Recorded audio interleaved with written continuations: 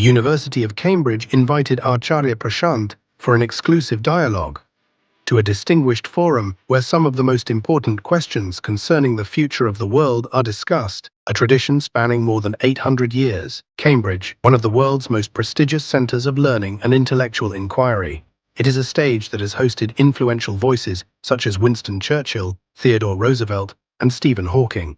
So it's not about doing something more. That's why all these 30 COPs have failed. At a time when the world is grappling with war, climate change, and growing human unrest, the Cambridge Union invited Acharya Prashant, a leading voice of Advaita Vedanta from India, for a special conversation.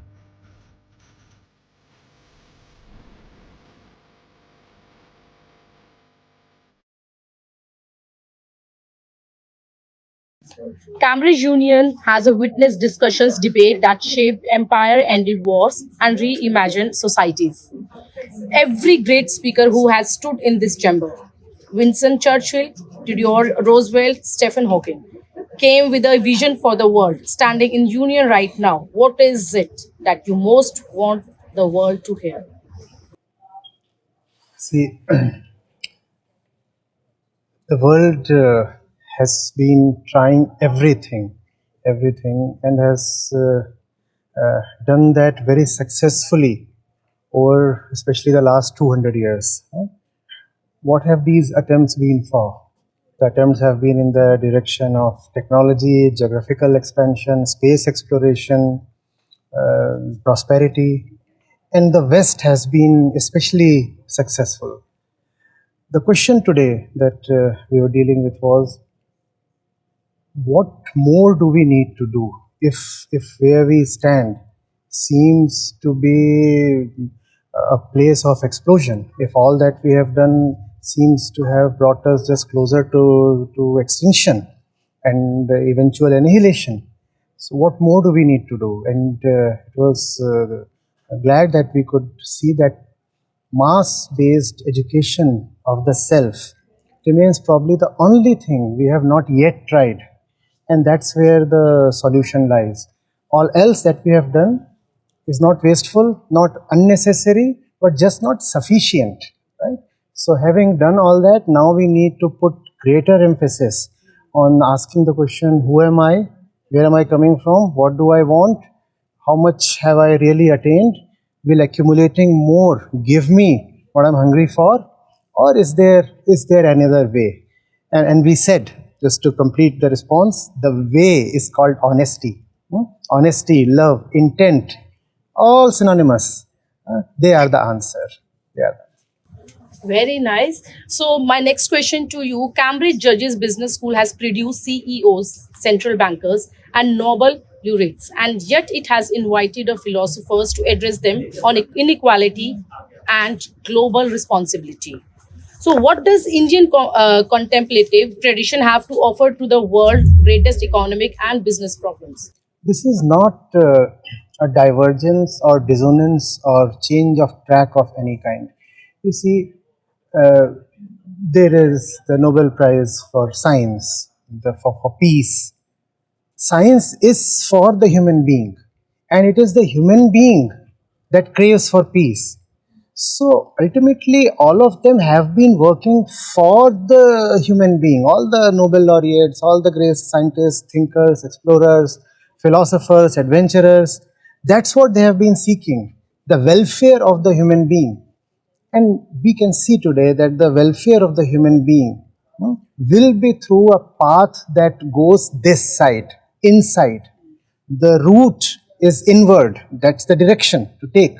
So it's much in the same vein, right? One is seeking human welfare through advancements in medicine, discovering the electron or the neutron or the structure of the DNA. I am standing here at Cambridge, so that's all that has happened here. And then, for the same purpose, towards the same goal, we now see that we have to look more keenly at ourselves, and if we do not know who the chooser is, then the choices will all be not very sensible. If we do not know who the discoverer is, then the discoveries will not be put to good use. If we do not know who the inventor is, then the inventions can turn destructive. So the spotlight has to be put back on the self, because that's the place from where it all begins, and that's the place for which all of it happens. That's the beginning and the end. So it's much in the same direction. I totally agree with you. Cambridge has been an incubator of science and technology and has produced immeasurable Nobel laureates. In context of the current heat waves in India, do you think technology holds the solution? Not really, because and we talked of it in the interaction we had today. You see, technology is for the sake of efficiency, right? How can I do more of what I want by putting in less of what I have to, right? Technology is about improving the output by input ratio, right? The thing is, in spite of what technology can give to me, I'll keep wanting more and more. This is not just rhetorical. This is evidence-based. There is empirical proof, right? The car that we have today, this automobile is far more efficient than the one that we had in 70s or 80s. Does that mean that overall emissions have gone down? No. And we are relating all that to the heat wave we are experiencing in India. Even in London. London was having a particularly unusual heat wave 3 days back. So when we talk of heat waves, obviously we are talking of carbon. We must understand that if there is carbon dioxide in the air, the fire that is producing that carbon is within the human being. Now we are counting the soot up there and we are saying 280 ppm, now 430 ppm, without detecting the source of the fire. The fire is here in the human ego, in the unexamined human center. And irrespective of what tech or policy measures you have, the fire will consume each one of them if the fire itself is not addressed. You have to look at the fire, you have to ask whether it is genuine, whether its claims are well placed, and that is the way. You can talk of many other things also. Wherever technology has made things more efficient, more economical, consumption has just shot up. We would think that if tech comes, that emissions would reduce and everybody would have more for less. No, that's not what is happening. The moment things become more available, they also become more in demand. So demand is increasing in relation to, in proportion to availability. What that means is that irrespective of how much you improve on the tech front, you would never be able to satisfy human hunger. And that these two things taken together mean that emissions will keep shooting up and heat waves will become more intense and more frequent. So if we want to address heat waves, if we want to address the entire spectacle of the climate catastrophe, then we'll have to look at the human center. Just tech or policy measures won't work out. Policy makers are leaders. Leaders are chosen by the voters. The voters are the consumers, the end consumers of everything that produces carbon. So why will the voter, who is the consumer, who is also the emitter, put a person at top who will enact a policy that will suppress his consumption?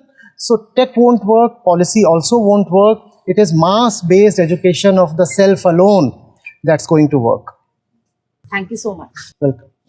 Just download the Acharya Prashant app, and there you go to the community section, and you have live testimonials streaming in at the rate of 1 every 5 minutes. I'm seeing lives change in thousands, if not millions, every day in front of my own eyes. We are doing it. Right. We have actually done it.